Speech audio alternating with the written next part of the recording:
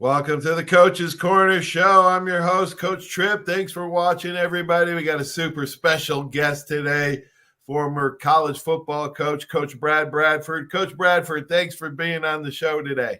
Thank you, Paul. I'm looking forward to this. Oh, my gosh, Coach. Here on Coach's Corner, folks, we try to inspire and educate the mind to think, the heart to feel, and the body to act. That's right. We're going to have a blast. It might be a long podcast, folks, so buckle up and strap in. This is going to be a blast. Coach, I believe the apple doesn't fall far from the tree. So tell me a little bit about mom and dad and growing up in Layton, Alabama. For those that don't know, that's up north, Alabama, not too far from Town Creek and Ozzie Newsome and the Good family. Oh, my gosh. There's something in the water up there, Coach. It is. Let me start out by correcting you. It's Layton. Layton, Alabama. We're known for Percy Sledge. Yep. Percy Sledge lived there in Layton. And, of course, Ozzie Newsome, Leon Douglas, that played basketball there at Alabama. Thad Flanagan, outstanding wide receiver. Phil Gargis played quarterback at Auburn. But, growing up in Layton, my dad was one of the assistant coaches.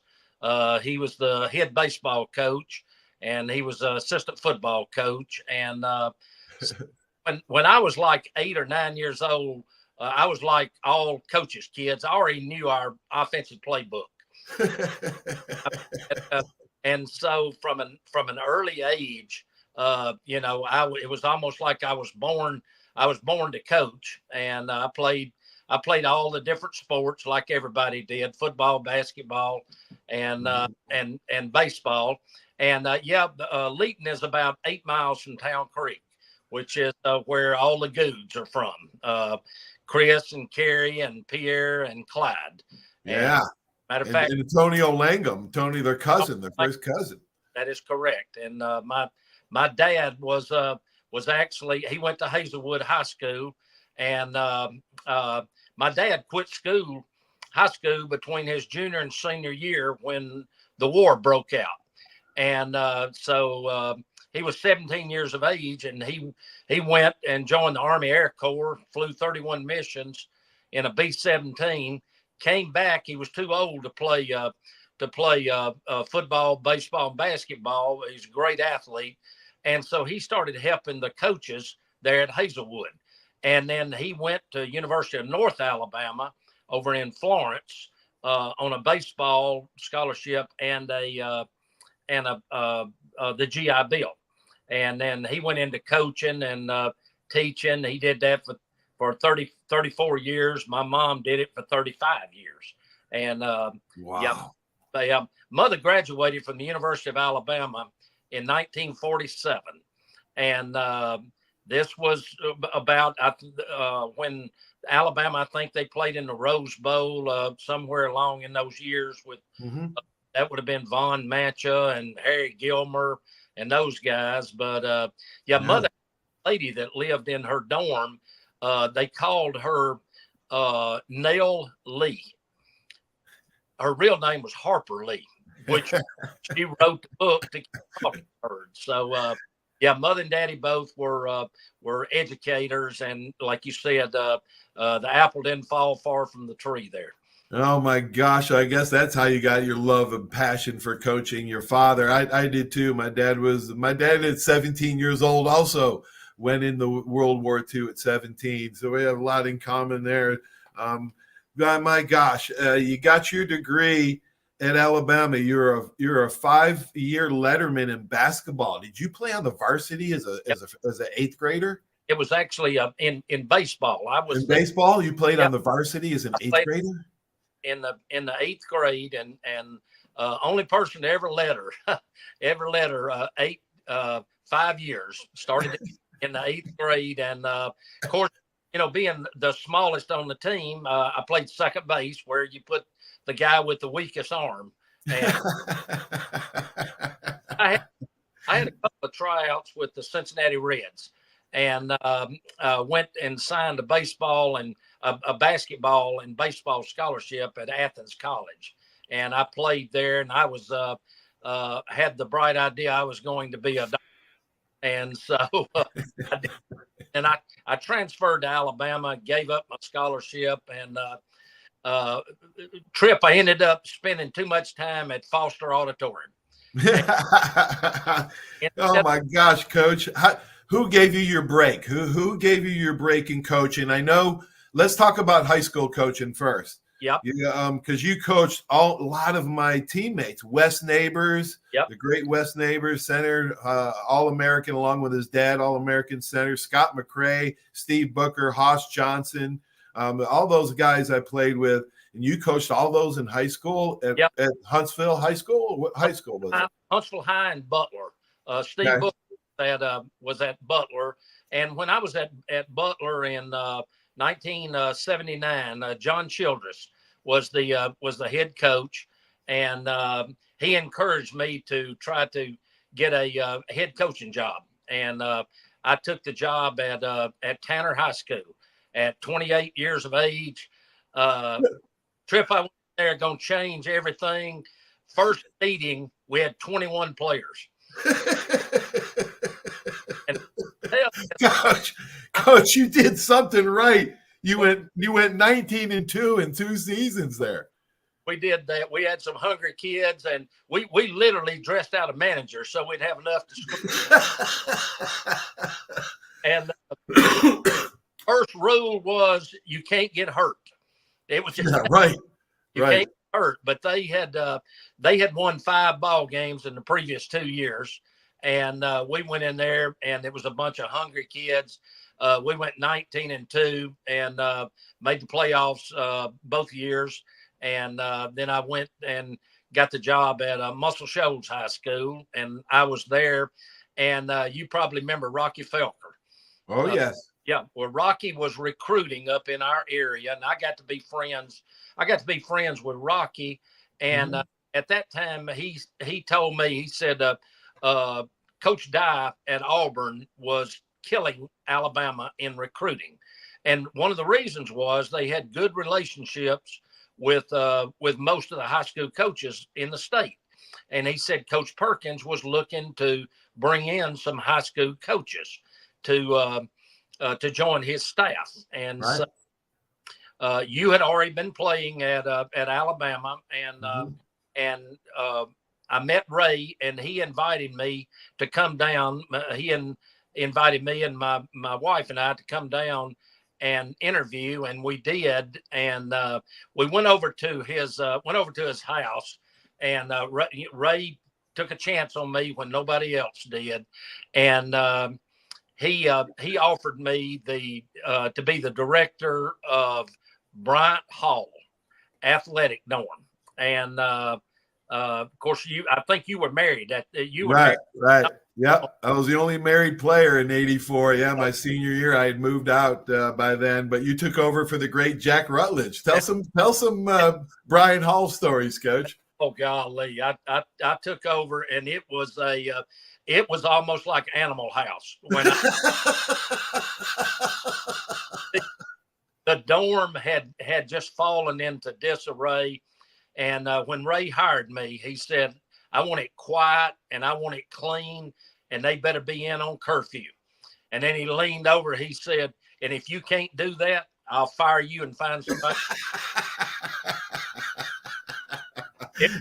Welcome to big time college football, man. Holy cow. And it was I was there with Cornelius Bennett, Mike Shula, Neighbors, Hoss Johnson. Oh my gosh. Yeah, all those guys. Yeah, absolutely. John. Cornelius Bennett just came to our banquet here in Pensacola last week. I had him on the show last week. I was telling my wife, I said, this is such an honor for me to even be in the same studio with where Sylvester Croom and Cornelius Bennett and Ozzie Newton. I mean, I watch all your podcasts, and it's just it's amazing to me. And thanks, Coach. That's what we got to tell stories about these men, because these men were unbelievable. The staff that Coach Bryant put together, and I think emblematic of his stature, because he always said he was only a giant because he was standing on the shoulders of other men. And let's talk about him. The great Ken Donahue, defensive coordinator. Lewis Campbell, my DB coach, who I didn't always see eye, but he made me not only a great player, but he was better than my pro coaches. Lewis, a good one. He had been, and he recruited at one time. He was recruiting North Alabama, so I would see him from time to time. Would you? One thing about Ken Donahue, he never missed a meal at Bryan Hall. And that's because he burned like 5,000 calories a day. He was 60 years old, and he was out there doing sprints with his D linemen. It was amazing. And he, I made the mistake one time, Trip. I rode down to the beach with Coach Donahue, and he did not want to go at all. But Coach Perkins made him go. It was an alumni get together. Trip, when he was driving, this is the honest truth, he had a clipboard holding it with his left thumb on the steering wheel, and he was doing X's and O's while he was driving. Right there, he got down to Destin for the coach get together and all that, and he had a 16 millimeter projector with him, and he didn't even come out of the room. He wanted to sit there and watch film and all. And finally, Perkins said, Keno, if you want to go home, if you want to get back to Tuscaloosa, go ahead.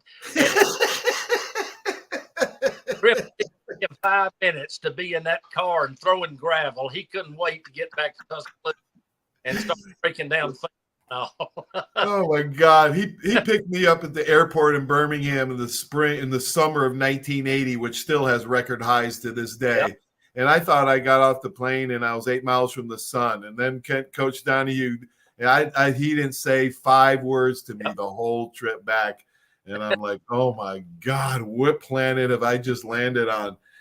Mike Dubo, Sylvester Kroom, Rocky Felker, you mentioned, Dave Rader, George Henshaw, Jim Fuller, great offensive line coach with Joe Kynes, Al Miller, Kent Johnston. Oh my God. Oh. Coach, those are Hall of Fame people. Especially our strength coach. I was really lucky to have 2 great strength coaches in Al Miller and Ken Johnston. I would have never played without those men. They were, I can remember over in the Coliseum when it had that big sign that said, "It's Miller time." And it wasn't time to drink beer and have a good time either.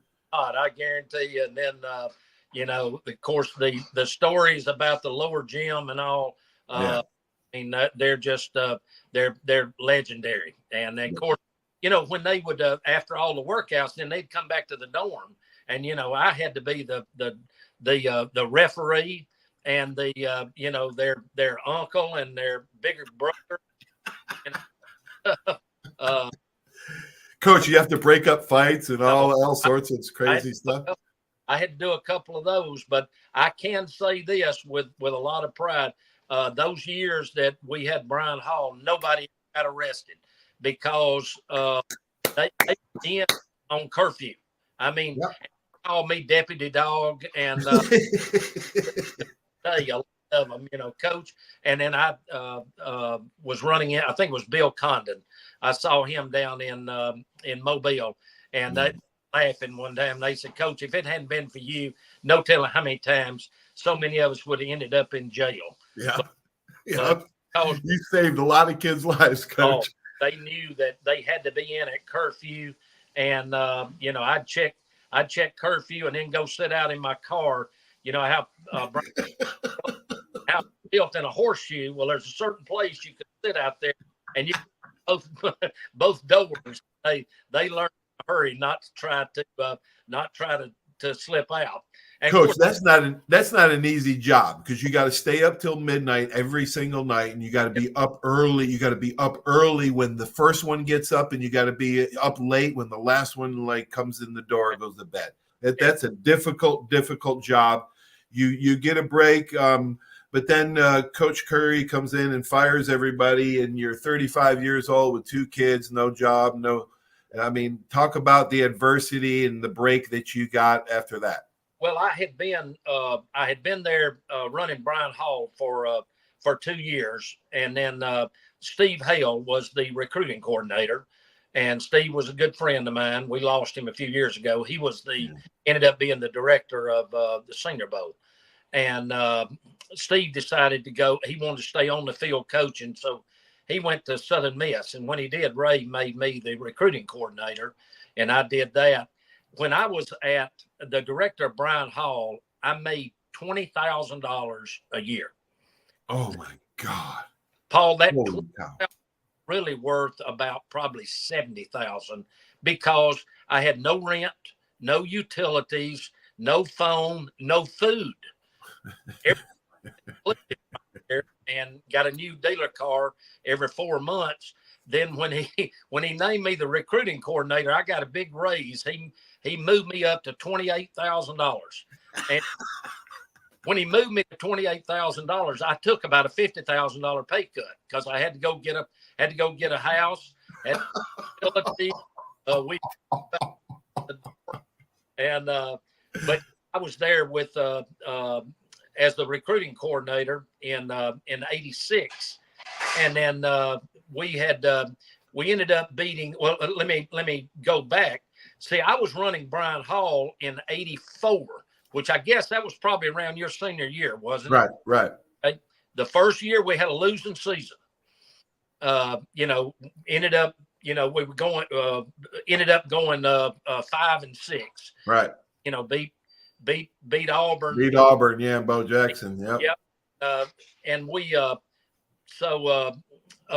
then you can imagine the anxiety and tension at the dorm when we're about to have the first losing season since Coach Bryant came there in '58. And but yeah, I was there. Then when Ray decided we had just beat Washington in the Sun Bowl, and less than a week later we all got fired. We finished number 8 in the country. Bill Curry came in as the head coach. Steve Sloan was the athletic director, and I was 35 years old, married with 2 kids. Just got fired. We didn't even have a contract, and so I had no job. I didn't even have a car. We had to turn our car in. Wow. And so, I went to Gary White, who was in charge of the dealer cars.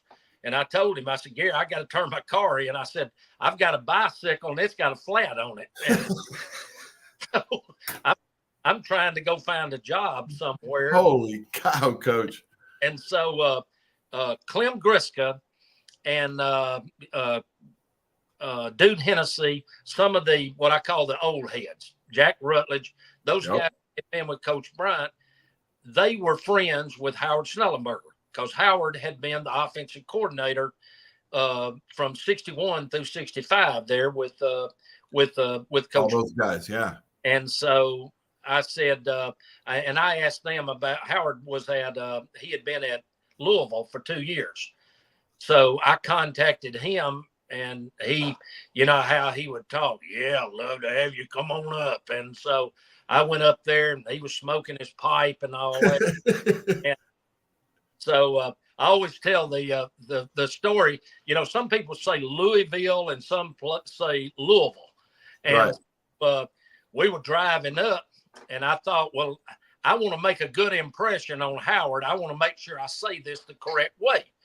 So we stopped at a hamburger joint, and I go in, and I'm thinking, okay, I want to make sure that I say this the right way.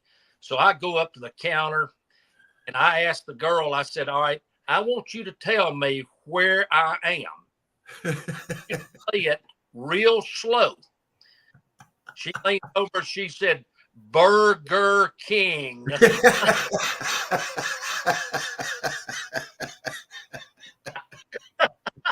Oh, the job as a graduate assistant, making $260 a month. Wow. Let me say that again. That's $260 a month. I was 35 years old, married with 2 kids, and just never been to Kentucky in my life. And Howard offered me that position, and I just there was something about him, his charisma and everything. Of course, he recruited recruited Joe Namath at Alabama. And so I just asked him, I said, Coach, let me ask you this. When we win the national championship, do I get a diamond ring just like everybody else? He said, sure do. I said, I'll be here. And folks, we're talking with Coach Bradford. That's right. He was actually named one of the best recruiting coordinators in the country, and had a long career. And Coach Schnellenberger, of course, was a coach for Coach Bryan and played. Let's tell that story, because a lot of people don't realize it and read books like we do, Coach, about Bama history. But tell about the story of Schnellenberger going up and corralling Joe Namath in Pennsylvania. He was Coach Bryan had gotten word that there was this great athlete up in Beaver Falls, Pennsylvania, named Joe Namath. So he told Howard, and Howard, Coach Schnellenberger had told me this story when we'd be on the back roads recruiting and all that. He said, here's my credit card. Okay. When you get up there, do not come back without Joe Namath. So Howard goes up there. He didn't. And one of the reasons that he sent him up there is because Coach Schnellenberger was Catholic. And he knew that Namath and his family were Catholic. Yep. And he thought that would be the connection. Right. Coach Bryant didn't tell him that he had less than $200 on his credit card. So he gets up there and runs out of money. So he sleeps with the Namaths on their couch. Oh my gosh! 2 or 3 nights there, and he got to be good friends with Ms. Namath. And of course, Joe had never been to Tuscaloosa, sort of like you coming down from New York. And, it was a culture shock. And so, he had told him to not come back without him. And so, he brought him back. And of course, the history and, Coach Berg was the offensive coordinator. They won the national championship in 61, 64 and 65. It should have got it in 66. Of course, Howard went to the NFL then. See, a lot of people, Paul, they don't realize that Coach Schnellenberger played under Coach Bryant at Kentucky. Right. He played under him there at Kentucky, and he always would make the joke about Coach Bryant talked about how hard Junction was. He said if what he put us through at Kentucky, he said Junction was like a Boy Scout camp. Gosh, Brian, he was so tough, man. I was so lucky to get him when he was older and mellowed out, because I don't know if I could have withstood a Junction boy or Kentucky. Man. When we were in Louisville, we didn't have 2-a-days. We had 3-a-days. Right.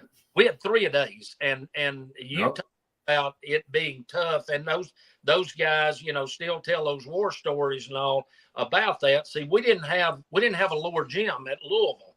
We had what they called under the stadium, which was just a steel stadium, bleachers, and did all those drills out there. Well, in January and February in Louisville, Kentucky, it gets cold. And, having to do all those drills and mat drills open. And we didn't have lights on our practice field. And people think that we're telling the people that went through this are telling lies. We literally 2 or 3 times, all the players had to go get their cars, pull them up to the edge of the practice field and turn the lights on. To finish up the practices and all.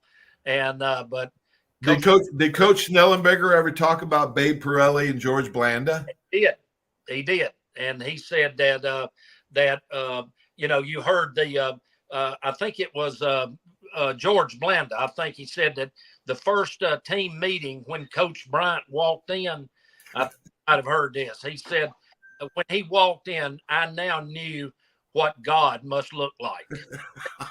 I know it's sacrilegious, but he just said, Well, I remember the first team meeting when, being a walk-on Yankee, slow, fat, dumb, weird, wild, weak one. By that means, I got in there and I'm sitting back, in my chair, in the team meeting room, and it's like an amphitheater there, and as soon as Coach Bryant rounds the corner for the first meeting, everybody in the room did this.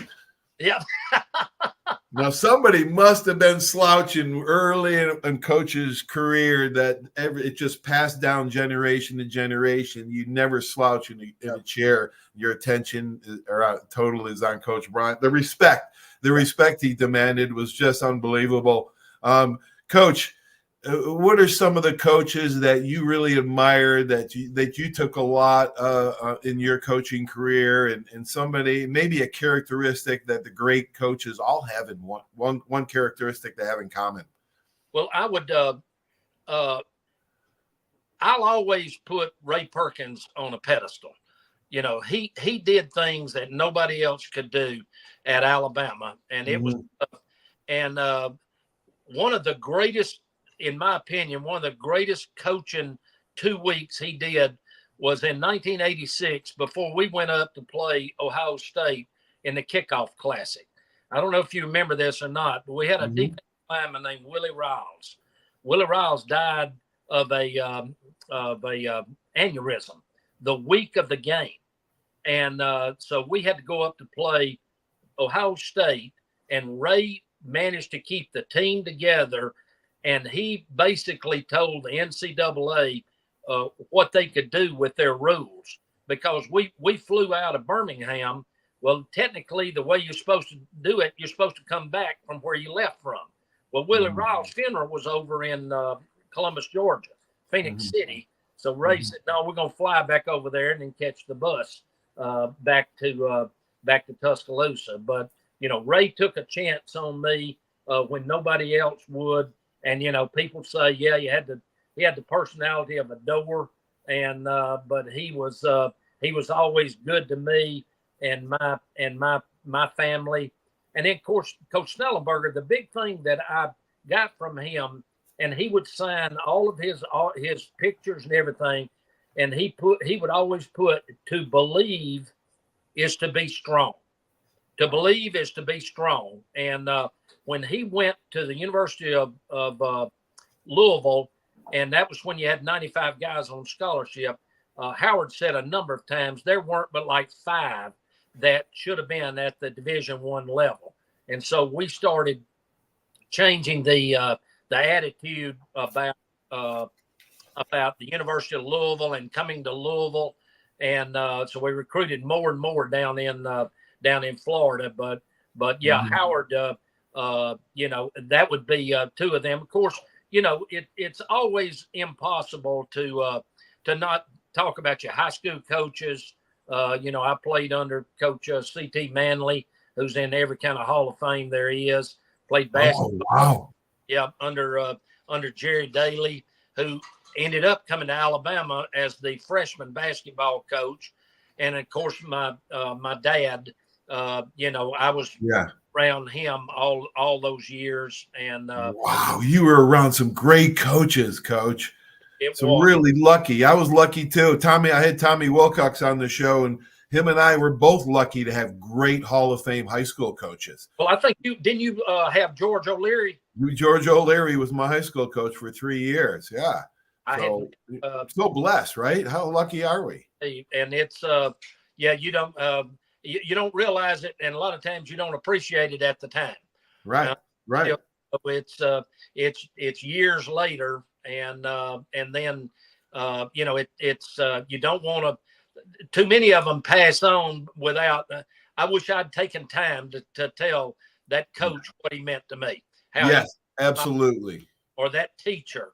Matter of fact, I'm getting ready to do a keynote address to all the Adopt a School program over in Tuscaloosa. And one of the points of emphasis has to do with making sure that you let those teachers know. And, I believe a lot in acronyms. And one of those is BOAT, B-O-A-T. and that stands for because of a teacher. Because of a teacher. And just like in your situation, you know, you can, or anybody you have on this program, they can go back and think of a teacher or a coach that made a difference. You know, and a lot of times it's just simply by saying, you know, I believe in you. And that's all it takes right there. And yes. You know, guys will run through a wall for that. And, absolutely, Coach. That's a great point. That's a big part of was my coaching protocol. Tell the kids how much you care about them, and they'll run through a brick wall for you. Noble professions. You also talk a little about that on your blogs. I think let's talk about this a little bit. Noble professions. Nurse, number 1 in my book. Teacher, 2. Soldier, coach, police officer, preacher. Billy Graham always said coach will positively influence more kids in 1 year than most people will in a lifetime. So that's how much Billy Graham thought of coaches. Coaches and teachers are very much alike, but nurses are up there. Those are just some professions that I think I've heard you talk a little bit about. Did you hear me, Coach? You back on? Can you hear me? We got disconnected there. But yeah, we were Coach talks about that. He's got a blog every Monday, Wednesday, and Friday. Coach, can you hear me? I can't hear me yet. Oh my gosh, we had so much to talk about. Let's hope he gets back on. But yeah, coach many places, learned everybody. I wanted to ask him about recruiting. Because he's a multi-sport athlete himself, as I was. And I think recruiting coordinators probably look for that in high school players. They look for, let's see if we can. Coach, you there? Coach, you there? Can't see what's going on here. Unmute mic. Coach, you got mute on. Coach, you got your mute on. Try to text him. See if we can get him back on real quick. Talking with Coach Bradford, longtime college football coach, Alabama, Louisville. Let's see.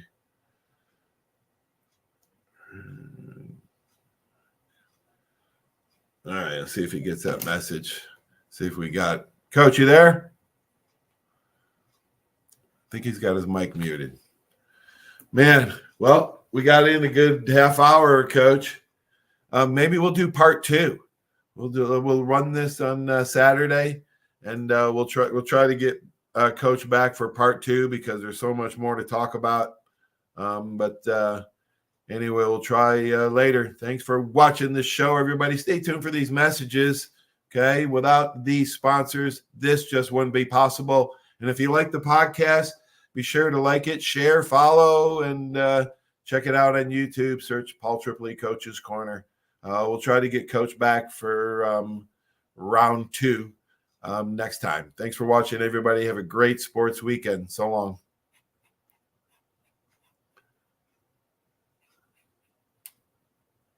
There's a reason why Hill Kelly in Pensacola is the #1 selling Chrysler Dodge Jeep Ram dealer between Jacksonville and New Orleans. While other dealers have taken advantage of a competitive market with higher prices, Hill Kelly has discounted prices to the lowest of the year. And Hill Kelly in Pensacola won't surprise you with excessive charges beyond the selling price. Come see why people from Milton, Pace, Foley, Bay Minette, Daphne, Gulf Shores, Mobile, and beyond are driving to Hill Kelly in Pensacola to buy their next new Chrysler, Dodge, Jeep, or Ram. At Hill Kelly, the bottom line price and your satisfaction are what really matter. So before you sign, check the bottom line and make the trip to Hill Kelly in Pensacola to see what true local ownership can do for you. At Hill Kelly Chrysler, Dodge, Jeep, Ram, Highway 29 in Car City, Pensacola. Or shop online 24/7 at hillkellydodge.com. When it comes to bottom line pricing, nobody beats a Hill Kelly deal. Nobody. Drive a little to save a lot on 170 Buicks and GMCs at Step 1 Buick GMC. Get savings up to $4,000 on new Buick Encores, $9,450 on new Buick Envisions, $7,000 on new GMC Yukon XLs, or up to $15,345 off on new Sierras. Only at Step 1 Buick GMC, Pensacola. Plus tax, tag, title, license, dealer processing fee expires 7/31/24 on select new 24 in-stock models. Discount off MSRP includes all incentives. That's you trying to fix the plumbing yourself to save a few bucks. Doing things yourself doesn't always end well. The same goes for insurance. That's why Auto Owners works with local independent agents who tailor coverage to meet your needs and offer discounts for life, home, car, and business insurance. Because sometimes you need a professional to get the job done right. That's simple human sense. Drive a little to save a lot on 170 Buicks and GMCs at Step 1 Buick GMC. Get savings up to $4,000 on new Buick Encores, $9,450 on new Buick Envisions, $7,000 on new GMC Yukon XLs, or up to $15,345 off on new Sierras. Only at Step 1 Buick GMC, Pensacola. Plus tax, tag, title. Are you riding around in a filthy vehicle? Dirty car no more. Visit Ronnie's Car Wash today to get it shining in no time. They have 3 convenient locations with another coming soon. The unlimited monthly wash packages start as low as $14.95 per month with free vacuums, multi-purpose spray and towels. Visit them in Gulf Breeze, Navarre, Fort Walton, and soon Crestview. Don't wait, wash today. Be sure to see Ronnie's Car Wash on Facebook to see the latest specials and discounts. You'll be riding and shining in no time. Hey, Bill, some game, huh? I haven't really noticed, Paul. What? The biggest game of the year? I've been looking over my insurance. Talk about problems I'm trying to figure out. Well, do what I did. Call the Seiler Agency. They showed me what I needed and what I didn't. They even saved me money. Now, instead of worrying about my insurance, I can worry about the big game. Contact the Seiler Agency at 476-7443 for all of your insurance needs. Your independent agent for home, auto, boat, RV, commercial, general liability, life, and sound investment strategies. Call 476-7443 today. Barnes Heating and Air is a proud sponsor of Alabama football, serving the entire Pensacola community for over 50 years. Barnes Heating and Air is passionate about providing customers with world-class air conditioning and heating repairs, sales, and installation. Barnes Heating and Air is family-owned, insured, and committed to quality. For a free estimate, call 478-0141. Barnes Heating and Air is #1 in customer service with service calls 7 days a week. Call Barnes Heating and Air, 478-0141, and roll Tide.